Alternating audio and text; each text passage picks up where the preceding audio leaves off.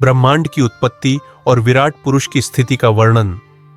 विदुर जी की संगति में गह्य याग का वर्णन करते हुए शुकदेव जी बोले, पांडव अपनी 13 वर्ष की अवधि पूरी करके धृतराष्ट्र के पास आए और उनसे अपना राज्य मांगा। धृतराष्ट्र ने उनके न्यायपूर्ण निवेदन को भी अस्वीकार कर दिया। विदुर जी ने धृतराष्ट्र को विवेक सम्मत सलाह दी, जिसे विदुर नीति कहा जाता है। विदुर जी ने धृतराष्ट्र को समझाया कि हे महाराज, कौरवों के अत्याचार के कारण ही पांडवों को 13 वर्ष वन में भटकना पड़ा। अब वह अवधि पूरी हो गई है, अतः यह राज्य पांडवों को लौटा देना चाहिए। विदुर जी अपनी बात धृतराष्ट्र को समझा ही रहे थे कि शकुनी और दुर्योधन वहां आ गए। वे दोनों विदुर जी पर क्रोधित होकर उन्हें अपशब्द कहने लगे और उन्हें बुद्धिहीन, दासीपुत्र आदि बुरे शब्दों से अपमानित किया। लेकिन धृतराष्ट्र चुपचाप बैठे रहे। विदुर जी ने इस घटना को भगवान की माया का ही रूप माना, क्योंकि जो कुछ भी घटित होता है वह ईश्वर की इच्छा का परिणाम होता है। वे कौरवों की दशा को छोड़कर तीर्थ यात्रा के लिए निकल पड़े। कुछ समय तक विदुर जी इधर उधर भ्रमण करते रहे और कुछ दिन बाद यमुना नदी के किनारे उनकी भेंट उद्धवजी से हुई। उद्धवजी ने विदुर जी को बताया कि कौरवों ने पांडवों से कहा कि सुई की नोक के बराबर भी जमीन पांडवों को युद्ध किए बिना नहीं देंगे। इस बात पर महाभारत का भयंकर युद्ध हुआ, लेकिन भगवान कृष्ण की सहायता से पांडव विजयी हुए। इसके बाद विदुर जी ने उद्धवजी से भगवान कृष्ण और उनके सगे संबंधियों के बारे में पूछा। इस प्रश्न पर उद्धवजी अत्यधिक व्यथित हो गए और आंसुओं से भरी हुई कातर आवाज में उन्होंने बताया कि द्वारका नगरी जल में डूब गई है और सारा यादव वंश नष्ट हो गया है। भगवान श्री कृष्ण अंतर्धान हो गए हैं। विदुर जी ने यह सारा वृत्तांत सुना और अत्यंत दुखी हो उठे। फिर वे भगवान श्री कृष्ण का ध्यान करने लगे। इसके बाद उद्धवजी ने भगवान श्री कृष्ण को साक्षात विष्णु के रूप में बताया और उनकी अनुपम गुणों की चर्चा करते हुए विदुर जी से कहा कि भगवान कृष्ण का जैसा सर्वव्यापी और समस्त सृष्टि का स्वामी न कोई हुआ है और न कोई होगा। उनकी शक्ति से धर्म के शत्रु थर थर कांपते थे। वे तो साधुजनों के कल्याण के लिए महान शक्ति से युक्त होकर अवतीर्ण हुए थे। माता पिता से अपने अपराधों के लिए विदाई के समय माफी मांगना, शिशुपाल का वध करना, युद्ध में मारे गए योद्धाओं को दयावश अपने धाम में स्थान देना, ये सब भगवान की महिमा थी। उद्धव जी भगवान के इन गुणों का स्मरण कर रोमांचित हो उठे। भगवान के गुणों का वर्णन करते हुए उद्धव जी बोले, विदुर जी, श्री कृष्ण तो अपकारियों के प्रति भी उदार थे। अपने तन को विष लगाकर कृष्ण को दूध पिलाने आई पूतना का भी उन्होंने उद्धार किया। अपने से शक्तिशाली राक्षसों और दैत्यों को भी उन्होंने परम पद प्रदान किया। कृष्ण ने कंस को बलपूर्वक राज सिंहासन से खींचकर पृथ्वी पर पटक पटक कर मारा। उन्होंने अपने गुरु संदीपनी के कहने पर उनके मृत पुत्र को जीवित किया। भीष्म की पुत्री रुक्मिणी के अनुरोध पर भगवान कृष्ण ने स्वयंवर सभा के बीच में ही उसका हरण किया और उससे विवाह किया। इस तरह भगवान कृष्ण ने अनेक लीलाएं की। सत्यभामा की इच्छा पर भगवान कृष्ण ने इंद्रलोक से उसे पारिजात का वृक्ष लाकर दिया। राजा भगवदत्त को पृथ्वी की प्रार्थना पर राजा बनाया और अनेक निर्दोष बंधुओं को बंधन से मुक्त किया। भगवान कृष्ण ने भीमासुर का वध कर अनेक अबलाओं का उद्धार किया और उन अनेक अबलाओं के प्रेम से भरे अनुरोध के कारण ही उन्हें अपनी पत्नियों के रूप में स्वीकार किया। अधिकांश यदुवंशी शराब पीने लगे थे और आपस में झगड़ने लगे थे। वे छोटी छोटी बातों पर एक दूसरे से लड़कर संघर्ष किया करते थे। भगवान श्री कृष्ण ने देखा कि यदुवंश का विनाश काल आ गया है, तब वे तटस्थ हो गए और प्रभास क्षेत्र में चले गए। जैसे ही भगवान श्री कृष्ण ने द्वारका से कदम निकाला, वैसे ही यदुवंशी आपस में मर गए। प्रभास क्षेत्र से चलते हुए भगवान श्री कृष्ण सरस्वती नदी के किनारे पहुंचे और वहां से उन्होंने मुझे भी अलग होने का आदेश दिया। लेकिन मैं कहां और कैसे जाता? भगवान श्री कृष्ण ने मेरी भक्ति भावना को अनुभव किया और मेरी निष्ठा को देखते हुए जन्म जन्म तक अपना भक्त बने रहने का वरदान दिया। मैंने उस समय भगवान से प्रार्थना की कि भले ही वे सर्वशक्तिमान और सर्वेश्वर हों, फिर भी वे शरीर धारण कर अनेक लीलाएं करें। मेरी प्रार्थना पर ध्यान देकर भगवान श्री कृष्ण ने इसे स्वीकार किया और ब्रह्मा जी को दिए गए भगवत ज्ञान को अपने मुख से ही मुझे सुनाया, जिसे सुनकर मैं कृतार्थ हो गया। अब मैं तपस्या करने के लिए बद्रिकाश्रम जा रहा हूं। विदुर जी ने उद्धव जी को प्रणाम किया और उनसे श्रीमद् भागवत की कथा सुनाने की प्रार्थना की, क्योंकि उद्धव जी तपस्या करने के लिए जा रहे थे। इसलिए उन्होंने कहा कि वे मैत्रेय जी से संपर्क करें, क्योंकि भगवान के इस ज्ञान के चारु सार का दायित्व मैत्रेय जी को ही सौंपा गया है। विदुर जी ने मैत्रेय जी से 3 सवाल पूछे थे। 1. माया से अतीत कर्म रहित ईश्वर संसार की रचना कैसे करता है और किस प्रकार जीवों को जीवन प्रदान करता है। 2. भगवान का नियामक कौन है और वे किस प्रकार अवतार धारण कर लीलाएं करते हैं। 3. भगवान श्री कृष्ण की लीलाओं का रहस्य क्या है। मैत्रेय जी ने कहा, हे विदुर, भगवान श्री कृष्ण महाप्रलय में अपनी योग माया को समेटकर सुषुप्ति में पड़े रहते हैं। उस सुषुप्ति अवस्था में भी वे सदा चैतन्य होते हैं और पुनः सृष्टि की रचना के लिए काल की प्रतीक्षा में रहते हैं। गुणमयी माया को काल द्वारा प्रेरित किए जाने पर भगवान चैतन्य रूप धारण करते हैं। उस समय काल और माया की प्रेरणा से सबसे पहले महत्त्व प्रकट होता है। उसमें विकास आने पर अधिभूत, अध्यात्म और अधिदैव के आधारभूत 3 प्रकार के वैकारिक, तामस और सात्विक तत्व प्रकट होते हैं और इन तत्वों से क्रमशः मन, इंद्रियां और आकाश में विकास होकर उनसे आगे शब्द आकाश, तेज आग, वायु, रस जल, गंध पृथ्वी तन्मात्राएं उत्पन्न होती है। मन के साथ ही अहंकार से देवताओं की उत्पत्ति होती है। मन और देवता साथ में सृष्टि की रचना का प्रयास करते हैं, परंतु परस्पर संबंध न होने के कारण वह सफल नहीं हो पाती। तब वे भगवान की शरण में जाकर उनकी स्तुति करते हुए सेवा का अवसर देने की विनती करते हैं। देवताओं की प्रार्थना करने पर भगवान 23 तत्वों को संगठित करके उनमें अपने आप को प्रविष्ट करते हैं। इससे इन तत्वों में विराट पुरुष का आविर्भाव होता है। यह विराट पुरुष तत्व भी 1000 वर्षों तक जल में पड़ा रहता है और जब उसे प्रेरणा मिलती है तभी संसार की रचना करता है। सबसे पहले वह अपने 3 विभाजन करता है, आत्मा, परमात्मा और विराट। यही भगवान का विराट रूप पहला अवतार है और इसी अवतार से सारी सृष्टि की रचना होती है। इस विराट पुरुष के शरीर से पंच प्राण, अपान, समान, उदान और व्यान वायु तथा अन्य अंग प्रत्यंग का सृजन होता है। भगवान अपने घोर तप से इन सभी अंगों और इंद्रियों का निर्माण करते हैं। इसके बाद उनके विषय जैसे वाणी, स्पर्श, दृष्टि, श्रवण, विचार, अनुभूति और चेतना की स्थिति होती है। फिर उनकी देवता, इंद्रियां और अन्य शक्तियां उत्पन्न होती हैं। विराट पुरुष के मुख से वेदों सहित ब्राह्मणों की उत्पत्ति होती है। भुजाओं से क्षत्रियों की, जंघाओं से वैश्यों की और चरणों से शूद्रों की। सभी वर्णों के कर्म अलग अलग होते हैं। ब्राह्मणों का कार्य अध्ययन, अध्यापन, यज्ञ करना और शिक्षा देना है। क्षत्रियों का कार्य सभी वर्णों की रक्षा करना, वैश्यों का कृषि व्यवसाय करना और शूद्रों का सभी वर्णों की सेवा करना है। इसके बाद विदुर जी ने मैत्रेय जी का आभार माना और अपनी कुछ जिज्ञासाएं रखीं। मैत्रेय जी बोले, हे महात्मन, शरीर का सुख दुख तो जीव का धर्म है।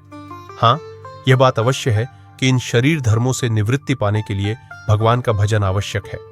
जैसे वृक्ष जलने पर उसकी जड़ तक का दुख समाप्त हो जाता है, उसी प्रकार भगवान का भजन करने से मनुष्य की सांसारिक क्लेश, रोग, शोक, मोह और दुख आदि समाप्त हो जाते हैं।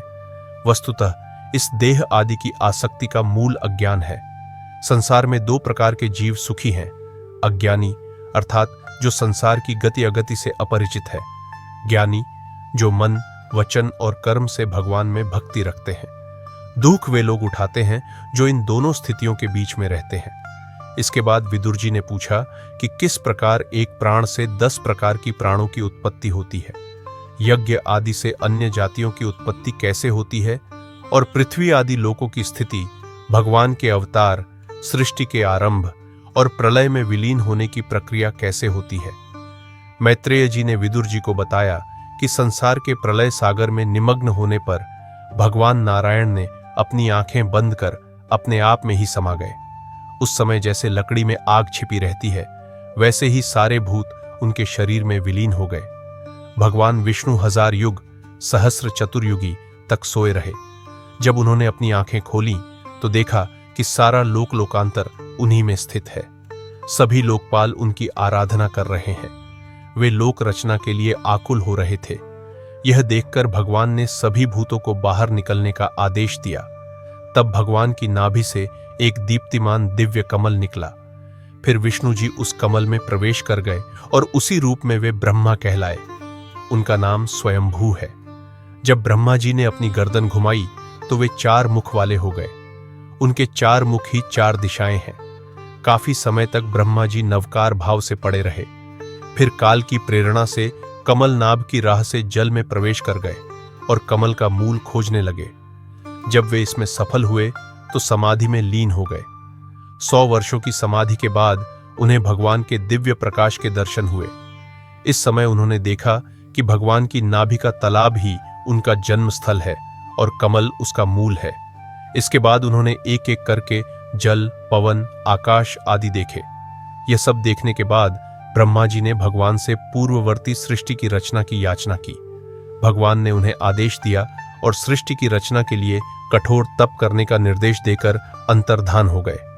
ब्रह्मा जी ने भगवान के आदेश का पालन करने के लिए उसी कमल पर बैठकर दिव्य तप किया।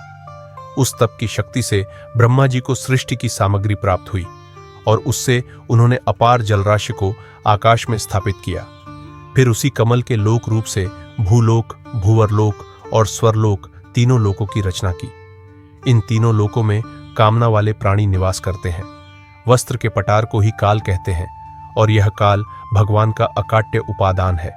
इस काल को ही निमित्त बनाकर भगवान संहार करते हैं। यह संसार तीनों कालों में एक सा रहता है और इस जगत का विनाश काल द्वारा ही होता है। ईश्वर की एक से अनेक होने की इच्छा में सबसे पहली सृष्टि अहंकार और पृथ्वी आदि 5 महाभूत की उत्पत्ति है। इसके बाद सृष्टि होती है। तीसरी भूत सर्ग अर्थात 5 महाभूतों की तन्मात्रा वर्ग की उत्पत्ति कम होती है।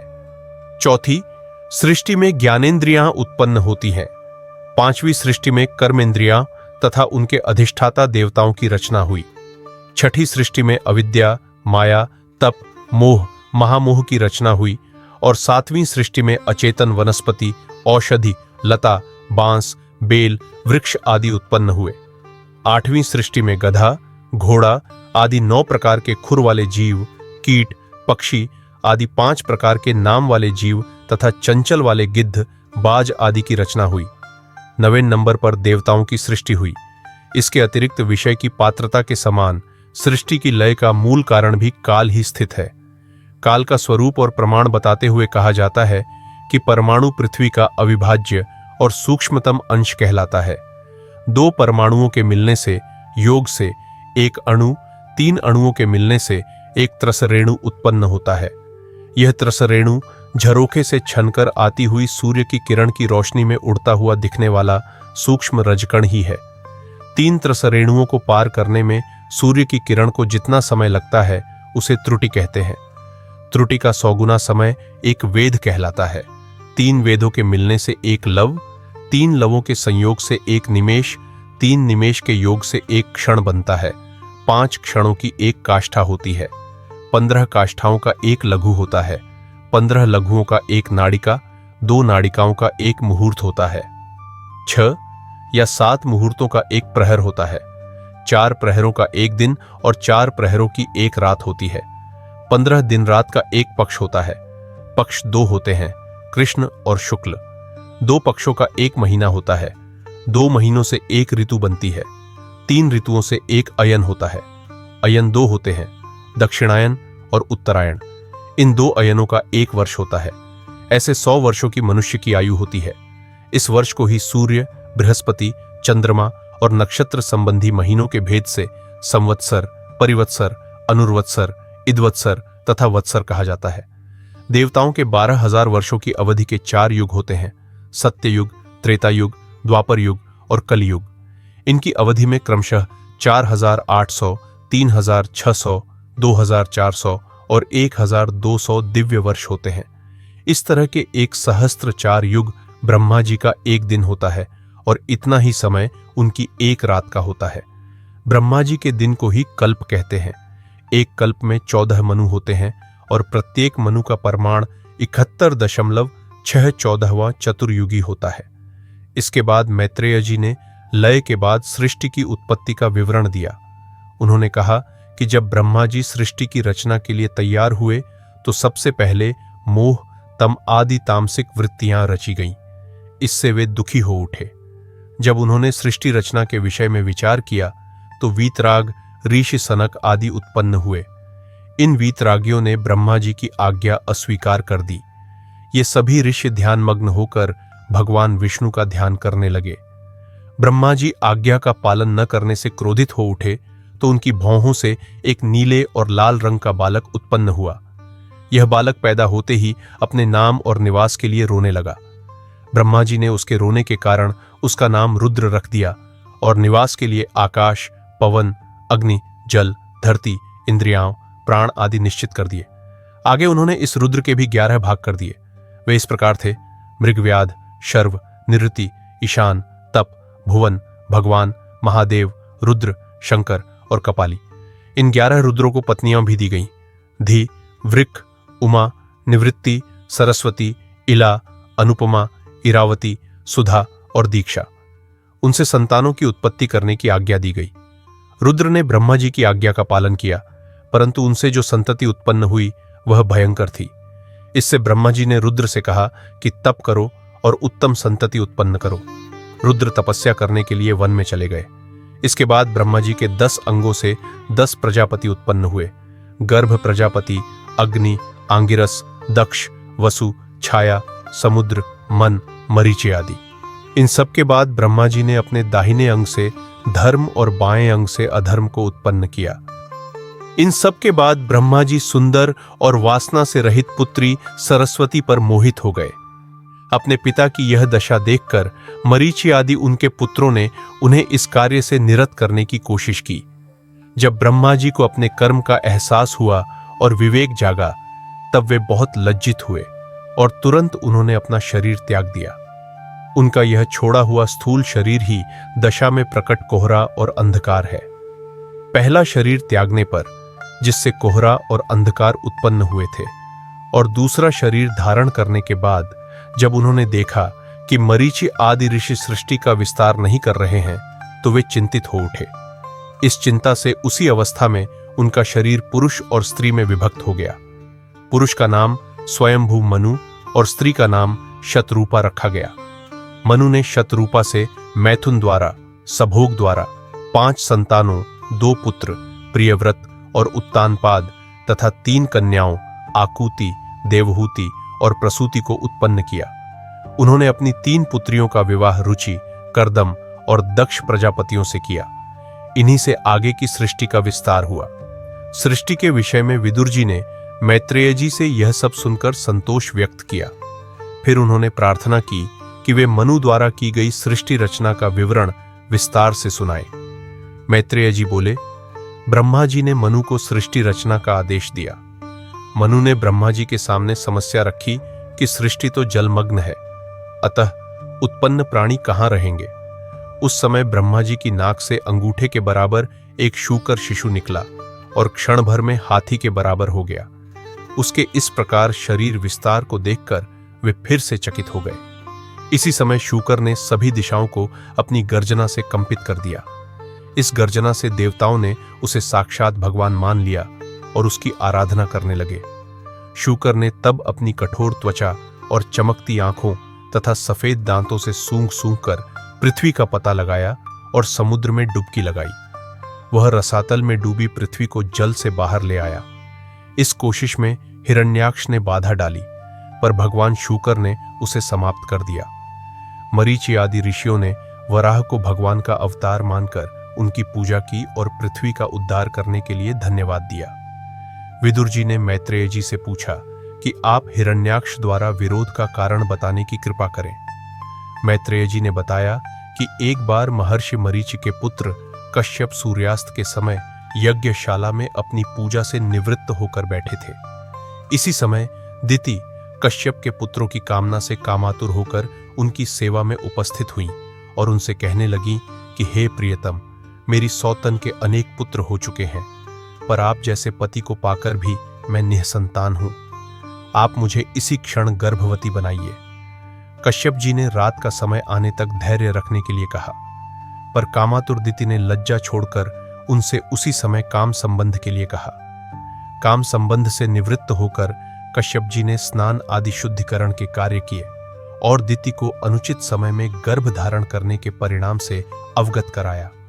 उन्होंने कहा कि इससे ऐसे 2 पुत्र पैदा होंगे जो महान असुर और क्रूर प्रवृत्ति के होंगे। उनकी उत्पत्ति से परेशान होकर स्वयं भगवान विष्णु को उन्हें मारने के लिए अवतार लेना पड़ेगा। दिति यह सुनकर घबरा गईं। कश्यप जी ने कहा कि पुत्र तो ऐसे ही होंगे, पर उनमें से एक बालक विष्णु भक्त होगा। उसकी मृत्यु से लोग अपना मन शुद्ध करेंगे। उनकी बात सुनकर दिति को यह संतोष हुआ कि उनके पुत्र का संबंध अधर्म का भले ही हो, पर वह साक्षात भगवान विष्णु से जुड़ा होगा। दिति का गर्भ जैसे जैसे बढ़ने लगा, वैसे वैसे इंद्र आदि देवता शक्तिहीन होने लगे। तब वे सभी देवता घबराने लगे और ब्रह्मा जी के पास जाकर उनसे स्थिति सुधारने की प्रार्थना की।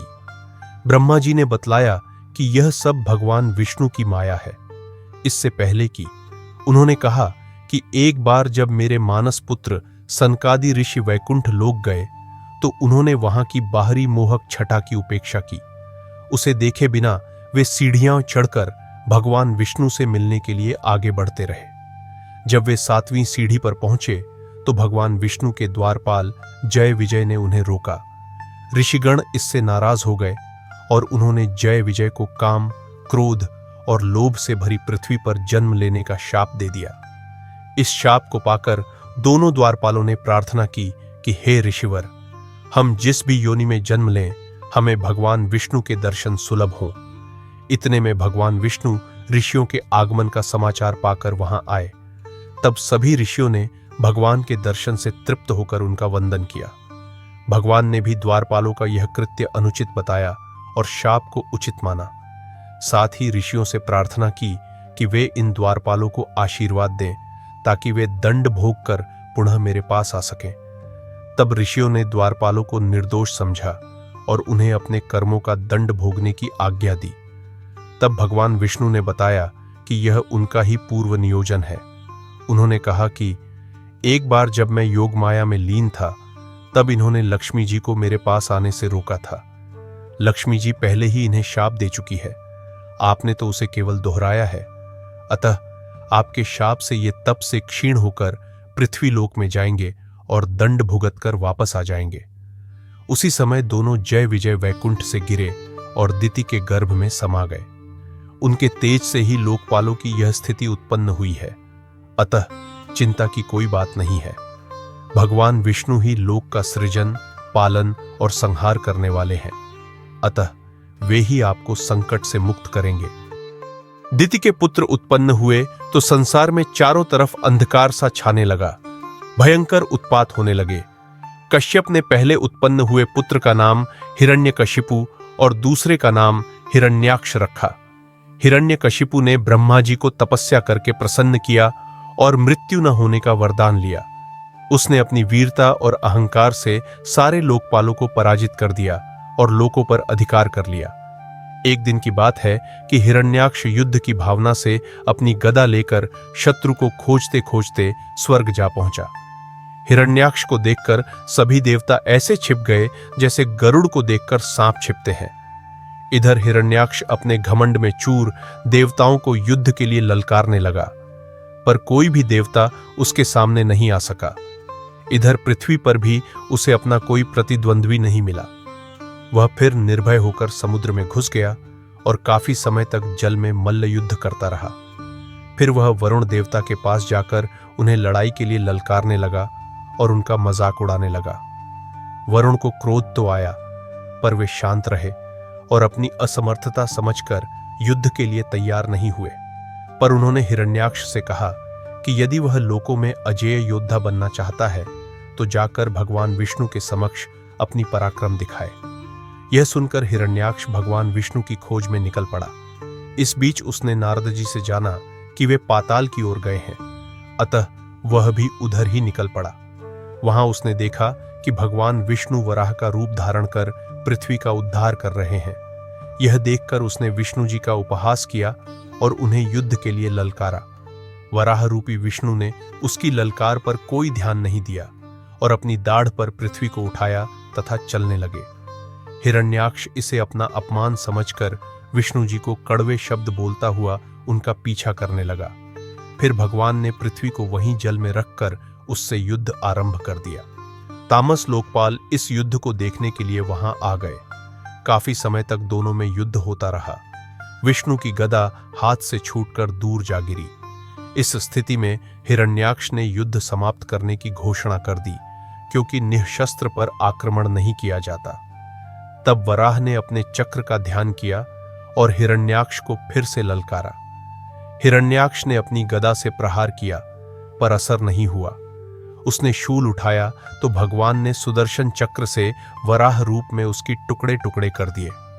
अंत में विष्णु ने उसकी कनपटी पर जोर से थप्पड़ मारा तो वह चक्कर खाकर पृथ्वी पर गिर पड़ा और कुछ समय में ही मर गया।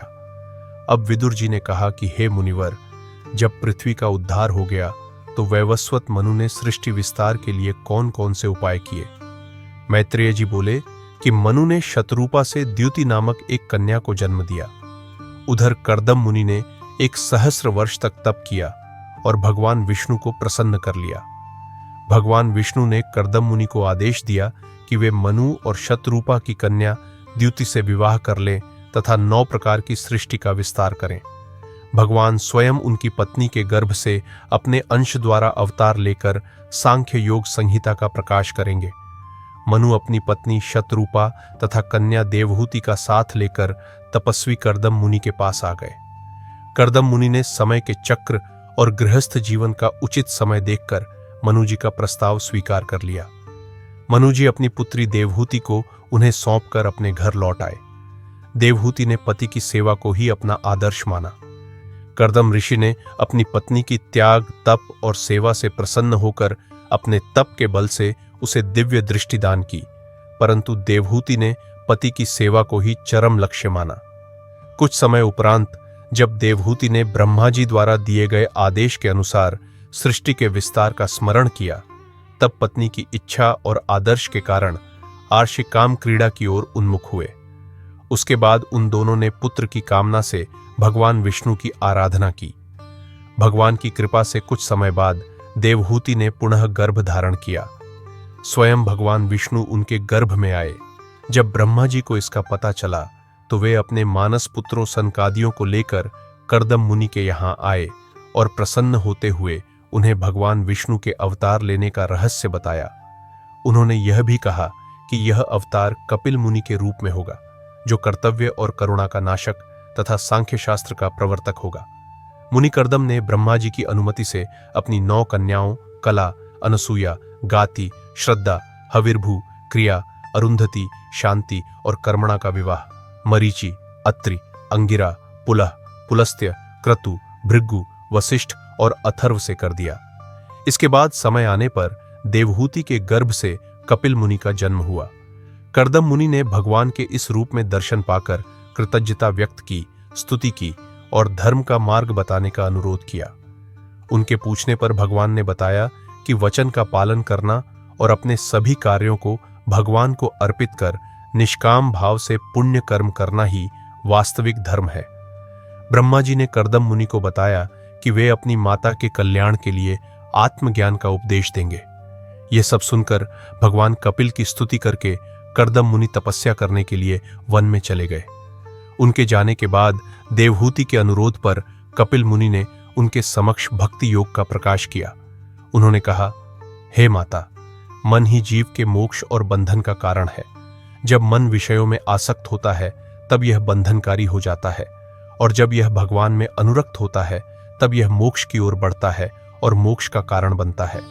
मन तभी शुद्ध होता है जब यह तू और मैं की माया, मोह, राग, द्वेष और कामनाओं से मुक्त होकर सांसारिक आसक्तियों से विमुख हो जाता है।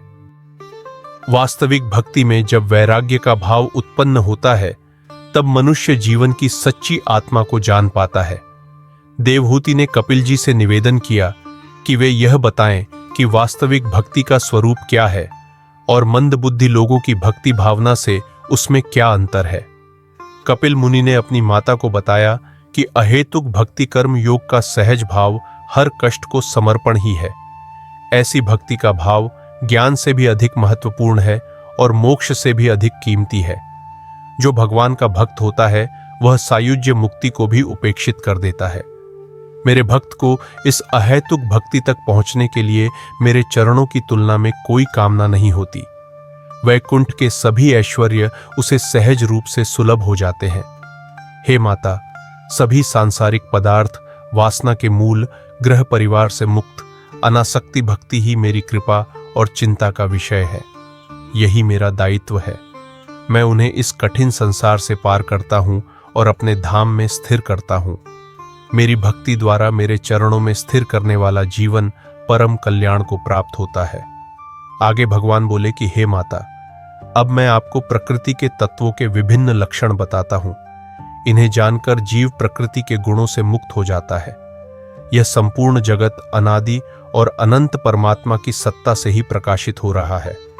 उसके दो रूप हैं, प्रकृति और पुरुष। प्रकृति के आगे आवरण और विभेद के रूप में दो और भेद हो जाते हैं। इसी तरह पुरुष के भी दो भेद हैं, जीव और ईश्वर।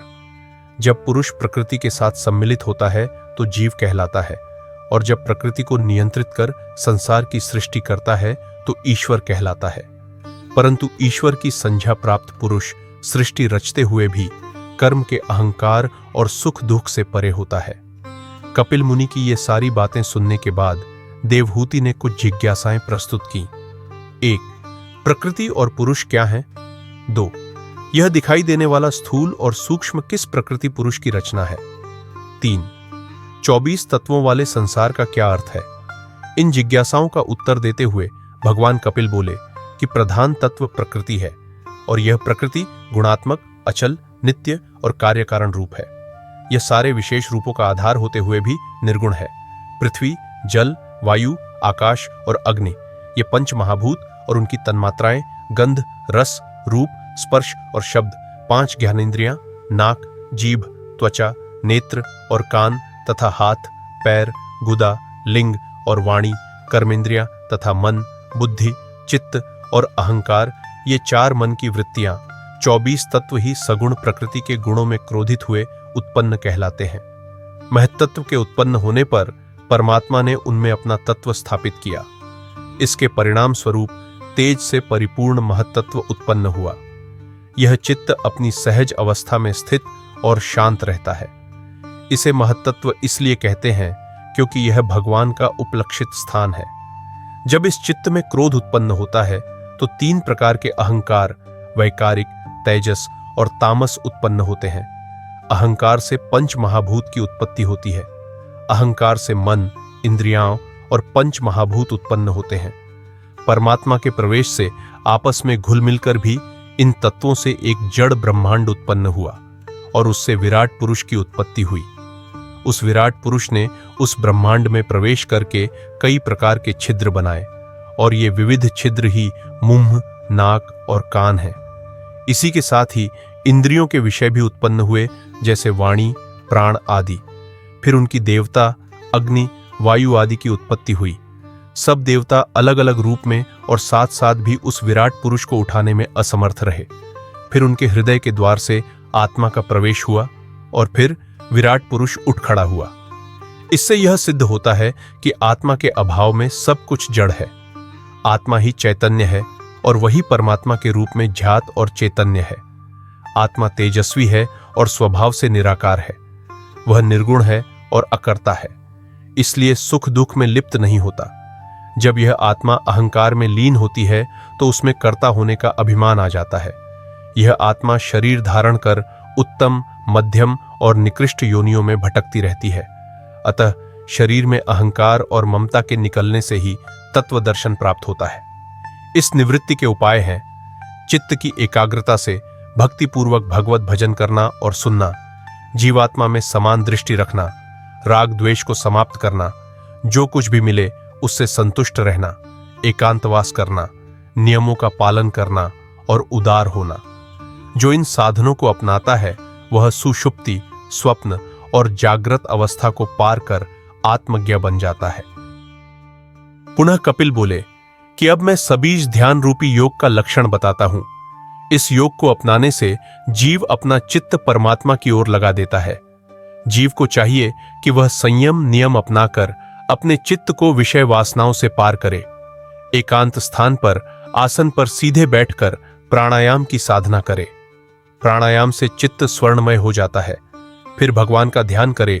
इस ध्यान में भगवान की सुशोभा का स्मरण करे कि भगवान का शरीर नील कमल के समान चमकने वाला है। श्रीवस्त्र का चिन्ह उनके वक्षस्थल पर है और कौस्तुभमणि उनके गले में सुशोभित है। स्वरूप अत्यंत मोहक है। वह देखने में आनंद प्रदान करता है। भगवती भागीरथी भगवान के चरणों की धारा से ही निकली है।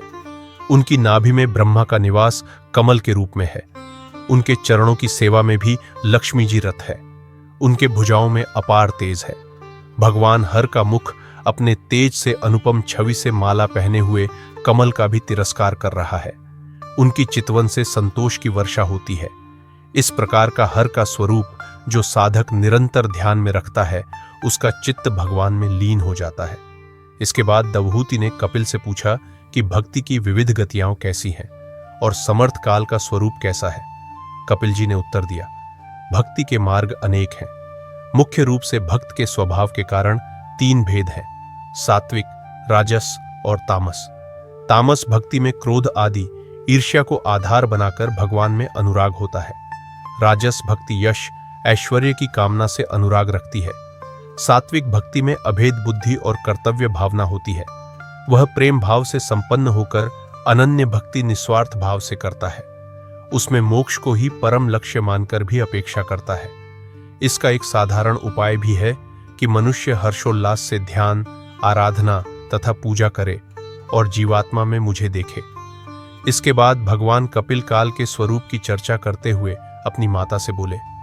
उन्होंने कहा कि काल भगवान के ही स्वरूप का नाम है और यही सभी पदार्थों के स्वतः परिवर्तन का कारण है। यह काल सबसे अधिक शक्तिशाली, स्वयं नियंता और सब प्रकार से स्वतंत्र है। यह काल चराचर की उत्पत्ति, स्थिति और लय का आधार है। यह काल ही संसार में प्रलय उत्पन्न करता है। इस काल से बचने का एक ही उपाय है कि मनुष्य नश्वर और दुख देने वाली वस्तुओं, धन संपत्ति आदि में कोई आसक्ति न रखे और सभी सांसारिक विषयों से दूर रहे। यमराज की वासना में फंसे जीव को कई कष्ट उठाने पड़ते हैं। यमराज के हाथों में पड़ा यह जीव भूख, प्यास, गम, संताप आदि से बेचैन होकर तड़पता है। मनुष्य जन्म लेकर जीव को अपने भावी जीवन के विषय में सोचना चाहिए। संसार के सभी प्राणी यमलोक जाकर अपने किए हुए कर्मों के आधार पर ही अपनी गति प्राप्त करते हैं और उन्हें रौरव आदि नरकों में निवास करना पड़ता है। अतः शूकर, कुक्कुर आदि योनियों को भुगतने के बाद भगवान की कृपा से मनुष्य योनि प्राप्त होती है। जीव का इस विपत्तिपूर्ण स्थिति से उद्धार केवल एक ही स्थिति में हो सकता है, जब वह अपने विवेक को जागृत करे। वह सत्य और असत्य में निर्णायक भेद करे तथा संसार की सभी विषयों में वासना और इच्छा में निर्णय करने की क्षमता प्राप्त करे, क्योंकि इनसे विरक्त होना ही वैराग्य भाव से जीवन यापन करना होता है। देह में अज्ञान और भ्रम ही जीव की मृत्यु है और इस भाव का विनाश ही मोक्ष है। भगवान कपिल ने अपनी माता से कहा कि 4 आश्रमों में गृहस्थ आश्रम में रहकर यदि जीव पूरी तरह से निष्काम भाव से भगवान की पूजा करे तो इससे उत्तम बात कोई नहीं। लेकिन मनुष्य अपनी इच्छाओं से मुक्त नहीं हो पाता और वह इच्छाओं के वशीभूत होकर ही देवताओं और पितरों की पूजा में लीन होता है। ऐसा जीव धर्मपरायण होता है, इसीलिए मरने के बाद सोमलोक में जाता है।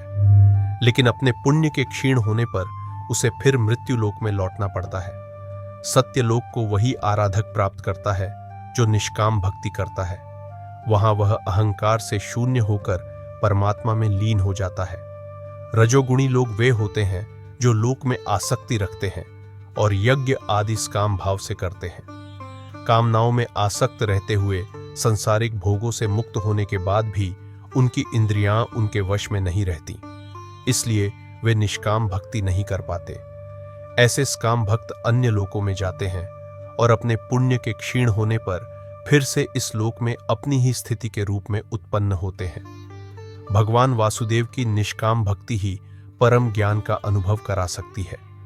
जब भक्ति इंद्रियों को विषय भोग से विरक्त कर देती है, तब वह गुण दोषों से अलग होकर आत्मा का साक्षात्कार करती है।